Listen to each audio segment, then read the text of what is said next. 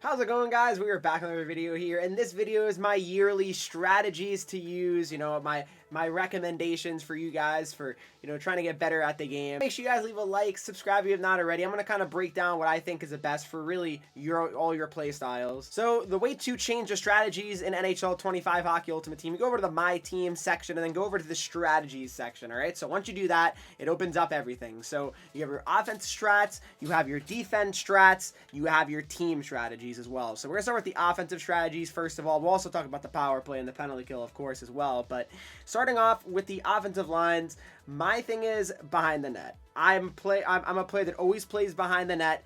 I think especially early on the year, and especially the way this game is playing, it's very slow. I will say that is something that I've noticed, at least. The gameplay is in a more slow thing. But, it just depends, obviously, on how your play style works out as well. But I think behind the net is still the best one to go with, just for, for people that like to cycle down low. But carry slash jump, I always put that towards, towards 0 pretty much. Cycle slash shoot, I put that one as well, maybe in the middle. Efficiency slash energy, I put that more in the middle-ish, I would say. Don't block slash block. I really don't want my guys getting, blocking too many shots. Because if they screen the goalie, that always is a problem as well, right? So try to keep that very similar, I would say, to all the same offensive lines, right? Because you don't want to have your second line playing different than your first line, unless you do. But I don't recommend doing that. I just don't. I think it's kind of not really the play, all right? And then, yeah, like I said, just don't want your guys screening your goalie, because I feel like that's what can happen a lot when you have your block all the way on 10. I used to put it on 10, but not anymore. This, again, towards 0, I would say, and then the same thing, this is towards more here, and then this is kind of where it should be. Don't block slash block, put it towards more the closer area here, and then just try to keep everything kind of the same, guys. It's just, to me, you want to have it like that. So, for the most part, that's the offensive lines, guys. For me, I guess if you want to try, I would say Crash and Net could be interesting. And the reason why I think Crash and Net could be interesting is because one-timers are very good this year. So I think DDD one-timers could be interesting, because if you have your AI crashing the net, I think that could be a really nice way to score goals. I really do, because, if you have all your AI crashing the net with how broken, one-timers are, you get the green one-timer, even if it misses the net, a huge rebound, your guys will be crashing that, or a great save, the goal goes on his ass, great chance to score. So, I think that's an interesting one. I really don't like overload pretty much, but yeah, I would say behind the net is what I'd recommend. On defense here, I put all these on 0. So I want my guys holding the line, and I want my guys just for the cycle, right? I don't want any of my defensemen pinching. I just don't. Unless I want to change that in-game. That's something you guys got to keep in mind as well.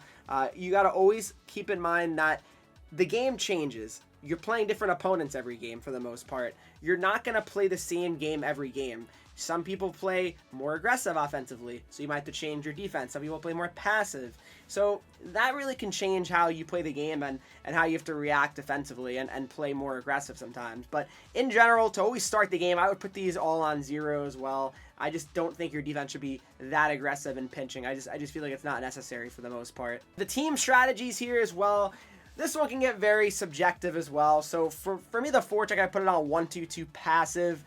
It depends. I consider 1-2-2 aggressive as well. That's definitely not a bad one either. It just depends on if you want to start playing a little bit more aggressive to start the game.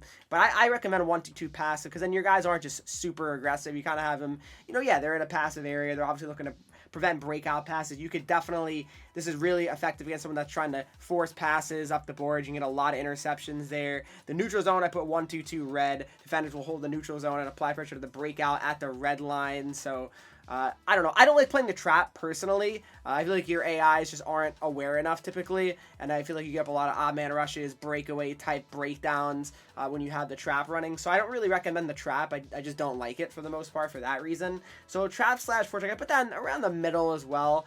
And like I said, this can all the way to 6 if I'm down in a game. If I'm struggling to score, say it's 3-1 late in the second, I'm cranking this up to 6, because then I know I need to score goals. So then I'm going to obviously take chances and try to put pucks in the net. That's really what it comes down to. So that's why I really would say keep an eye on the forecheck and the trap, but for the most part, keep it in the middle. But if you're not scoring, I would definitely put it up. I guess if you're struggling to, not give up opportunities. Maybe put it more down trap, but I wouldn't even really put it all the way to trap. Defensive pressure, definitely put it on contained puck. I think that's 100% the best one here. But the same thing goes for this. If you're not getting a lot of scoring chances, that's where you put it up to high pressure. Get your defense involved. They'll join the rush. They'll get opportunities to score goals. And that's the only real time I would really ever say to change this. I don't think any other one is really necessary. I think contained puck is really the best just for most of the time, like most of your games, I would say.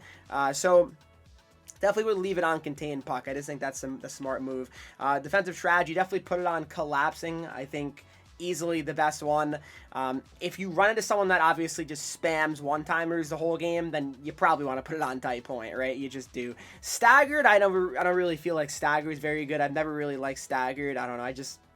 I never really use it that much, to be honest. I've only ever really used tight point and collapsing, and for me, my success really is using collapsing. I've always felt that way, at least. So for me, definitely collapsing. And then offensive pressure, definitely put it on standard here at first as well. You know, you don't want your guys being too aggressive. Control breakout, I put it on strong side slant. Defender waits behind the net for center to swing. Center and right winger will generate speed through the neutral zone. So it's a pretty nice breakout. I at least find it that way. Then you also have quick breakout, close support. Want my guys all there, so I don't have to feel like I have to force a pass up there to try to, you know, make a play out of nothing. So now looking at the power play here. So for the power play, I really just recommend the umbrella. Definitely make sure you put it on normal face-off formation. I still can't believe that we still have to have the defense face-off start. I don't know how that's the case still in NHL 25. I think it's been a thing since NHL 23 now. I'm not really sure why that is, but that's how it is. So definitely put the umbrella, I would say. Offensive pressure, standard. Power play carry / jump. I definitely would put that more so towards carry. That's just what I feel. Power play breakout, I would say probably the center lane option is what I prefer for the most part. Quick breakout, also close support, I think is the smart one here.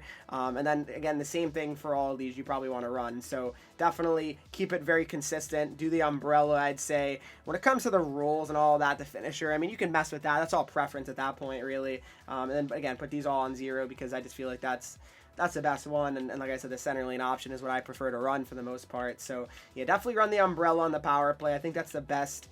I think it's the best strategy on power plays. At least that's what I've always figured and I've used, and it's always been pretty successful for me. So can't really complain about that too much. And yeah, just run that for the most part. And I think we're just about ready to look at the penalty kill now. And the penalty kill is pretty similar as well, where it's just you kind of want to run the same one the whole time. So let's see what it's like. So looking at the penalty kill here, you definitely want to run the diamond. I think the diamond's the best penalty kill. I've always felt like I could actually get a lot of offensive chances as well on my penalty kill. I feel like sometimes I do better on my penalty kill than my own power play, which you can't really explain that sometimes, right? That's definitely a weird one, but same thing. Definitely want to put the face-off formation on normal. It just makes it way better, I feel like. But yeah, definitely just mess with that and put it on diamond. I would say that's, to me, the best penalty kill option. That's just at least what I find. So definitely do that, and I think you'll have a lot of success. And then, of course, the 3-on-3, you have no choice to play but to play the triangle, right? So just put everything on